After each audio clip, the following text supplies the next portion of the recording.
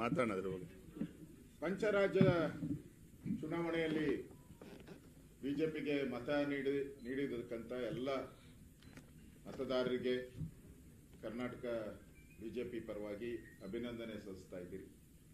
ವಿಶೇಷವಾಗಿ ಭಯೋತ್ಪಾದಕರ ಹೆಬ್ಬಾಗಿಲಾಗಿದ್ದಂಥ, ನುಸುಳುಕೋರರ ಹೆಬ್ಬಾಗಿಲಾಗಿದ್ದಂಥ ಬಾಂಗ್ಲಾದೇಶದವರು ಸುಮಾರು 2 ಕೋಟಿ ಜನ ದೇಶಕ್ಕೆ ಬರೋ ರೀತಿ ಅವರಿಗೆಲ್ಲ ಒಂದು ರೀತಿ ಆಧಾರ್ ಕಾರ್ಡ್ ಎಲ್ಲ ಕೊಟ್ಟಂತ ಮಮತಾ ಅವರ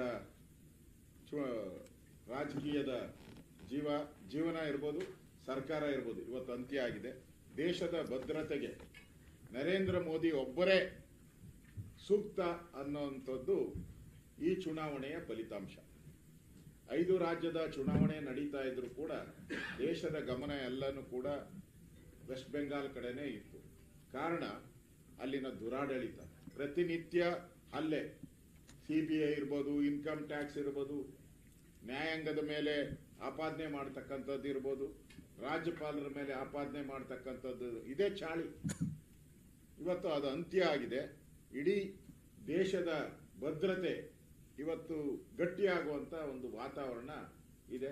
ಸುಮಾರು 15 ವರ್ಷಗಳ ಕಾಲ ಅಲ್ಲಿ ಬೇಲಿ ಹಾಕಕ್ಕೂ ಬಿಟ್ಟಿಲ್ಲ. ಬಾಂಗ್ಲಾದೇಶದ ವಲಸಿಗರು ಏನು ಬರ್ತಾ ಇದ್ರು, ಭಯೋತ್ಪಾದಕರು ಏನು ಬರ್ತಾ ಇದ್ರು, ಅದನ್ನ ಬೇಲಿ ಹಾಕಕ್ಕೂ ಬಿಟ್ಟಿರಲಿಲ್ಲ ಆ ತಾಯಿ. ಇವತ್ತು ಅದಕ್ಕೆ ಅಂತ್ಯ ಆಗಿದೆ. ಇದೊಂದು ಇಡೀ ದೇಶಕ್ಕೆ ಸಂತೋಷ ಕೊಡುವಂತ ಒಂದು ವಿಚಾರ. ಇನ್ನು ಉಳಿದಂತೆ ನಮ್ಮ ರಾಜ್ಯದ ಅಧ್ಯಕ್ಷರು ಹೇಳಿದ್ದಾರೆ, ಎಲ್ಲ ರಾಜ್ಯಗಳಲ್ಲೂ ಕೂಡ ಟೋಟಲ್ ಆಲ್ ತಗೊಂಡಾಗ ಬಿಜೆಪಿಗೆ ಜನ ನರೇಂದ್ರ ಮೋದಿ ಅವರಿಗೆ, ಅಮಿತ್ ಶಾ ಅವರಿಗೆ, ನಮ್ಮ ರಾಷ್ಟ್ರೀಯ ಅಧ್ಯಕ್ಷರಿಗೆ ಬೆಂಬಲ ಕೊಟ್ಟಿರೋದು ಸ್ಪಷ್ಟ ಕಾಣ್ತಾ ಇದೆ. ಇನ್ನು ಮುಂದಿನ ದಿನಗಳಲ್ಲಿ ಕಾಂಗ್ರೆಸ್ ಮುಕ್ತ ದೇಶ ಆಗ್ತದೆ. ಕಾಂಗ್ರೆಸ್ ಮುಕ್ತ ದೇಶ ಆಗುವಂಥದ್ದಕ್ಕೆ ಇವೆಲ್ಲನೂ ಕೂಡ ದಾಪುಗಾಲಾಗ್ತಾ ಇದೆ.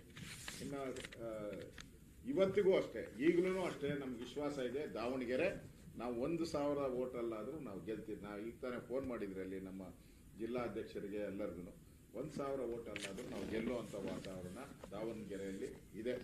ಅದರಿಂದ ತಮಗೂ ಗೊತ್ತಿದೆ, ಯಾವುದೇ ಬೈ ಎಲೆಕ್ಷನ್ ನಡೆದಾಗ ಕರ್ನಾಟಕದಲ್ಲಿ ನಾವು ನಮ್ಮ ಸರ್ಕಾರ ಇದ್ದಾಗ 16 ಬೈ ಎಲೆಕ್ಷನ್ ನಡೆದು 15 ನಾವು ಗೆದ್ದಿದ್ವಿ.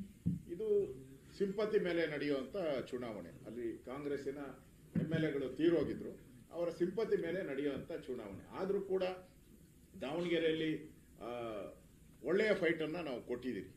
ದಾವಣಗೆರೆಯಲ್ಲಂತೂ ಒಳ್ಳೆಯ ಫೈಟ್ ಕೊಟ್ಟಿದ್ದೀವಿ. ಇನ್ನೂ 40,000 ವೋಟ್ ಕೌಂಟ್ ಇದೆ. ಇನ್ನೂ 40,000 ವೋಟ್ ಕೌಂಟ್ ಮಾಡ್ತಾ ಇದ್ದಾರೆ.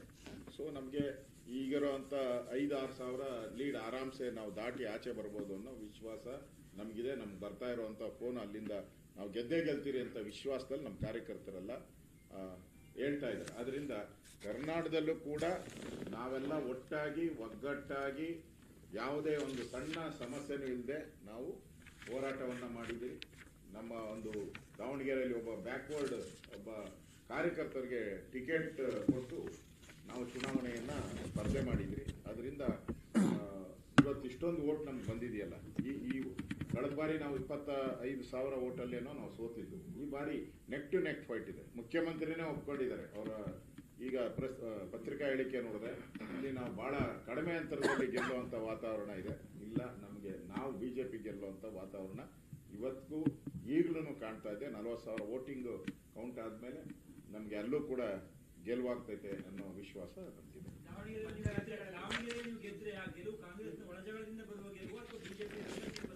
ಬಿಜೆಪಿಯ ಸಂಘಟನೆಯಿಂದ ಬರುವಂತ ಗೆಲುವು. ಕಾಂಗ್ರೆಸ್ ಅವ್ರು ಒಡಕಿದೆ ಅಂತ ಅದನ್ನ ನಾವೇನ್ ಬೆನಿಫಿಟ್ ಅಂತ ಮಾಡಕ್ ಹೋಗಲ್ಲ.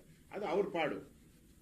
ಅವ್ರು ಕಿತ್ತಾಡ್ಕೊಂಡು ಮುಖ್ಯಮಂತ್ರಿ ಕುರ್ಚಿ ಕಿತ್ತಾಡ್ಕೊಂಡು ಮುಸ್ಲಿಮರಿಗೆ ಅನ್ಯಾಯ ಆಗಿದೆ, ಮುಸ್ಲಿಮರಿಗೆ ದ್ರೋಹ ಬಗ್ದಿದ್ದಾರೆ ಅಂತ ಮುಸಲ್ಮಾನರು ಬಹಳ ಹಿಂದೆನೆ ತಿಳ್ಕೊಬೇಕಾಯ್ತು, ನಮ್ಗೆ ದ್ರೋಹ ಆಗ್ತಾ ಇದೆ ಅಂತ. ಈಗಾದ್ರೂ ಅಟ್ಲೀಸ್ಟ್ ಮುಸಲ್ಮಾನ ಬಾಂಧವರು ತಿಳ್ಕೊಂಡಿದಾರಲ್ಲ, ನಮ್ಗೆ ದ್ರೋಹ ಬೆನ್ನಿಗೆ ಚೂರಿ ಹಾಕಿದ್ರು ಕಾಂಗ್ರೆಸ್ ಅವರು ಅಂತ. ಅದು ತಿಳ್ಕೊಂಡ್ರೆ ಇಡೀ ದೇಶಕ್ಕೂ ಒಂದು ಒಳ್ಳೆ ಮೆಸೇಜ್ ಹೋಗ್ತೈತೆ. ಅದರಿಂದ ಇದು ಗೆಲುವು ಬಿಜೆಪಿಯ ಗೆಲುವು. ಯಾಕಂದ್ರೆ ನಾವು ಕ್ಯಾಂಡಿಡೇಟ್ ಹಾಕ್ಬೇಕಾದ್ರೆ ನಾವೆಲ್ಲ ಯೋಚನೆ ಮಾಡಿ ಒಬ್ಬ ಬ್ಯಾಕ್ವರ್ಡ್ ಕ್ಲಾಸ್ಗೆ ಕೊಡಬೇಕು ಅನ್ನೋ ತೀರ್ಮಾನವನ್ನ ಮಾಡಿ ಕಾರ್ಯಕರ್ತರಿಗೆ ಕೊಡಬೇಕು ತೀರ್ಮಾನ ಮಾಡೋದ್ರಲ್ಲ, ಅದರ ಪ್ರತಿಫಲ ಇಷ್ಟೊಂದು ಫೈಟ್ ಆಗ್ತಾ ಇರೋದು.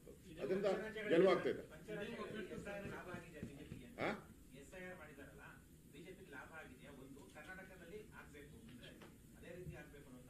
SIR ಇಂದ ಬಿಜೆಪಿಗೆ ಲಾಭ ನಷ್ಟ ಪ್ರಶ್ನೆ ಬರೋದೇ ಇಲ್ಲ.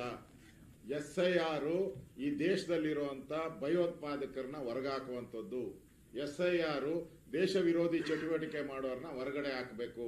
ಮತ್ತೆ ಬೇರೆ ಬೇರೆ ಬಾಂಗ್ಲಾದೇಶ, ಪಾಕಿಸ್ತಾನ, ಯಾವ್ಯಾವ ದೇಶದಲ್ಲ ಬಂದು ಇಲ್ಲಿ ಆರಾಮ್ಸೆ ರೇಷನ್ ಕಾರ್ಡ್ ಮಾಡ್ಕೊಂಡು ಕಾಂಗ್ರೆಸ್ಸಿನ ಕೃಪಾಪೋಷಿತ ಇದರಿಂದ ನಾಟಕದಿಂದ ಇದಾರಲ್ಲ, ಅವರೆಲ್ಲ ತೊಲಗೋಗ್ಬೇಕು. ಆಗ ಉದ್ಯೋಗನೂ ಸೃಷ್ಟಿ ಆಗ್ತದೆ, ದೇಶದ ಭದ್ರತೆಯನ್ನು ಸೃಷ್ಟಿ ಆಗ್ತದೆ. ರಿಯಲ್ ವೋಟರ್ಸ್ ಇದ್ರೆ ಅವರೆಲ್ಲರೂ ದೇಶದ ಭದ್ರತೆಗೆ ವೋಟ್ ಹಾಕ್ತಾರೆ. ಅಕ್ರಮ ಮತದಾರರಿದ್ರೆ ಅವರೆಲ್ಲರೂ ದೇಶದ್ರೋಹಿ ಸಂಘಟನೆಗಳು ಯಾವಿದೆ ಅವ್ರಿಗೆ ಬೆಂಬಲ ಮಾಡುವಂತವ್ರಿಗೆ ವೋಟ್ ಹಾಕ್ತಾರೆ. ಅಷ್ಟೇ ಇದು ವ್ಯತ್ಯಾಸ. SIR ಮೀನ್ಸ್ ಸರಿ ಅಂತ, ಎಸ್ ಅಂದ್ರೆ ಸರಿ ಅಂತ, ಸರಿಯಾಗಿ ನಡೆದಿದೆ. ಅದೇ ನಡೀಲಿ ಮುಂದೆನೂ ಕೂಡ.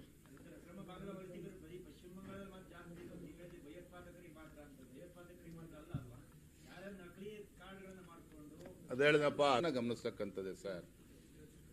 ನಮ್ಮ ಕ್ಷೇತ್ರದಲ್ಲೂ ಇದೆ. ರಾಮನಗರದಿಂದ ಬಂದು ವೋಟ್ ಮಾಡ್ತಾರೆ, ಕನಕಪುರದಿಂದ ವೋಟ್ ಮಾಡ್ತಾರೆ. ಬೆಂಗಳೂರಲ್ಲಿ ಯಾಕೆ ಪರ್ಸೆಂಟೇಜ್ ಕಡಿಮೆ ಆಗ್ತದೆ?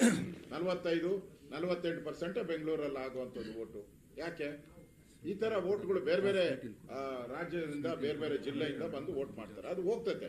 ಅದರಿಂದ SIR ನಿಜ ಸ್ಥಿತಿ, ದೇಶದ ನಿಜವಾದ ಮತದಾರ ಯಾರು ಅದನ್ನ ಸೂಚನೆ ಮಾಡುವಂತ ಒಂದು ವಿಧಾನ ಅದು.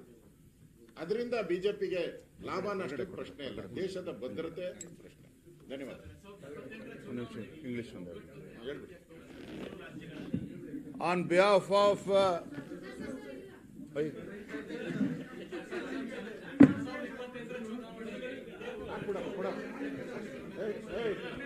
ಮಾತಾಡೋಣ ಬಿಡುಗರ ಆಯ್ತು.